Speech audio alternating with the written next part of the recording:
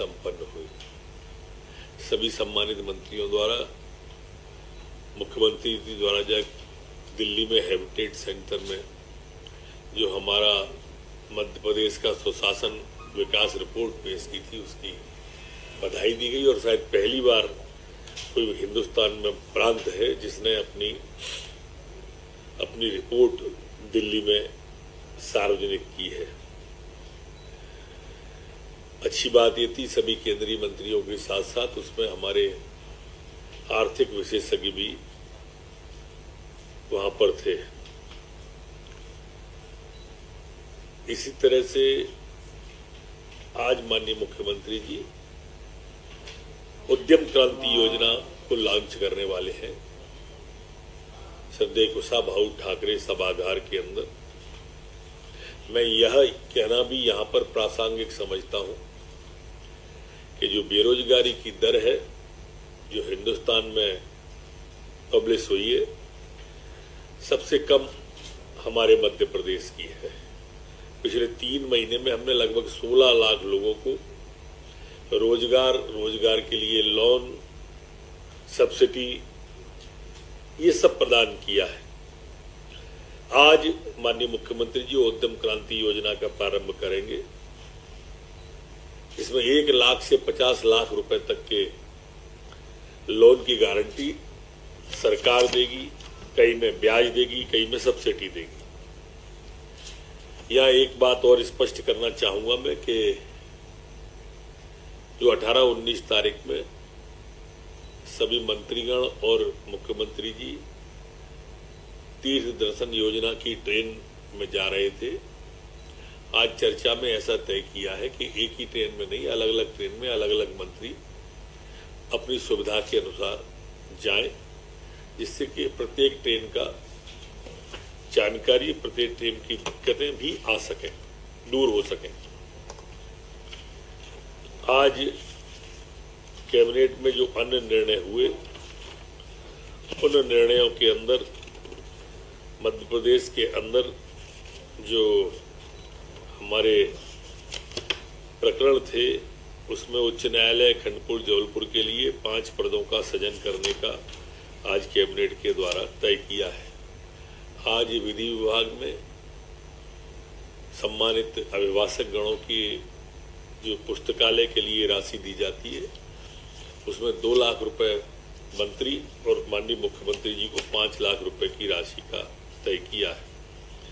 आज एक बड़ा निर्णय प्रदेश में कार्यरत क्षेत्रीय ग्रामीण विकास बैंकों के लिए अंश पूंजी और राज्यांश की हिस्सेदारी देने का भी तय किया है, जिससे हमारी जो क्षेत्रीय ग्रामीण बैंक हैं, जिनकी 1172 शाखाएं ग्रामीण क्षेत्र में, अर्ध क्षेत्र में कार्यरत हैं, उनमें क्रांतिकारी परिवर्तन होगा और ये पुनर्जीकरण इनका हो जाएगा। इसके लिए महत्वपूर्ण आज निर्णय लिया गया है। एक अन्य निर्णय में मध्य प्रदेश के 5 नवीन औद्योगिक क्षेत्रों की स्थापना का आज प्रशासकीय अनुमोदन कैबिनेट के द्वारा किया गया है। ये क्षेत्र है बैरसिया भोपाल में, आष्टा सीहोर में, आष्टा झिलेला, धार तिलगारा धार में, मेगा औद्योगिक पार्क रतलाम फेस 1 रतलाम में और नरसिंहपुर में। ये 5 जो क्षेत्र हैं, इसमें 32,000 करोड़ से अधिक का निवेश होने की संभावना है और 38,450 व्यक्तियों को प्रत्यक्ष अथवा अप्रत्यक्ष इसमें रोजगार मिलेगा।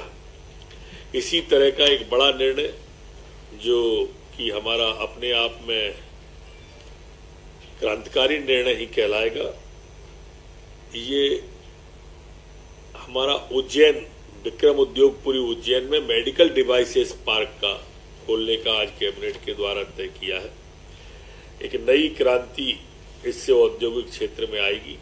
ये 360 एकड़ का उज्जैन देवास के बीच में बनेगा और देश का सबसे बड़ा होगा।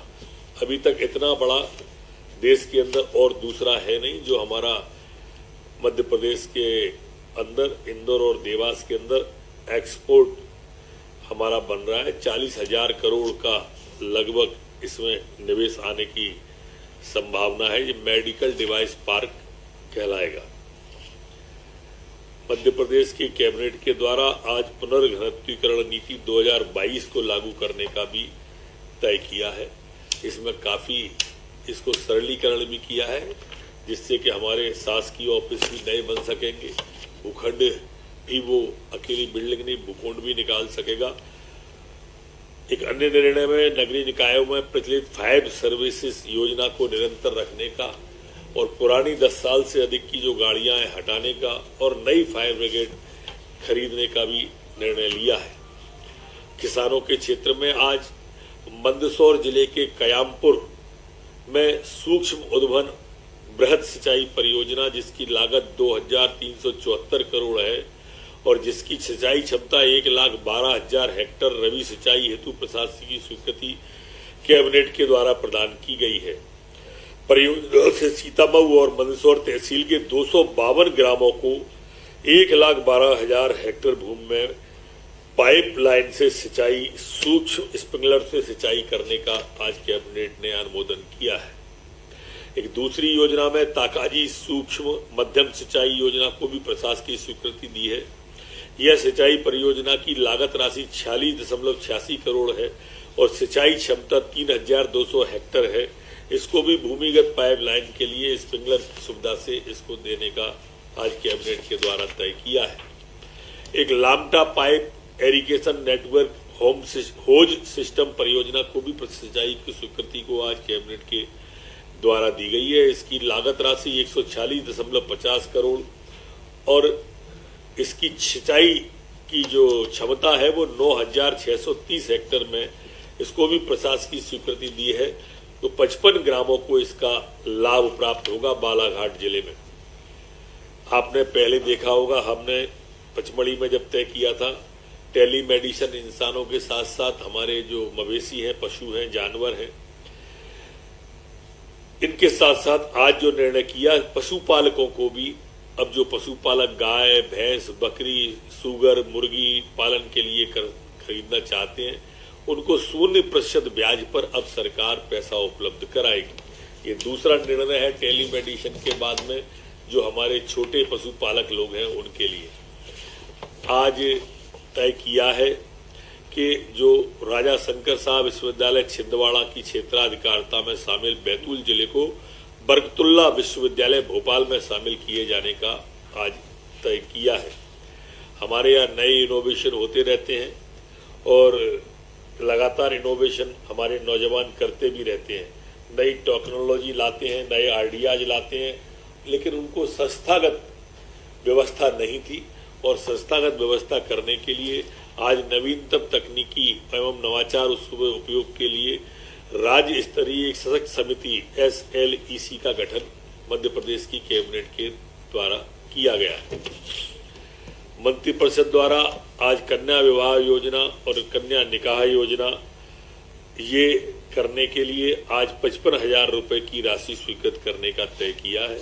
इसमें 6,000 रुपए सामूहिक विवाह कार्यक्रम के लिए, 11,000 हमारी बेटी के हाथ में नगद देने के लिए, बची हुई 35,000 की राशि की सामग्री और सामग्री भी दी, जैसा मुख्यमंत्री जी ने कहा है, गुणवत्तापूर्ण हो, इसके लिए एक वहां के प्रबुद्ध जनों की समिति, प्रशासन की समिति दोनों एक साथ इस खरीदी काम को करें, ऐसा मध्य प्रदेश की कैबिनेट के द्वारा तय किया है।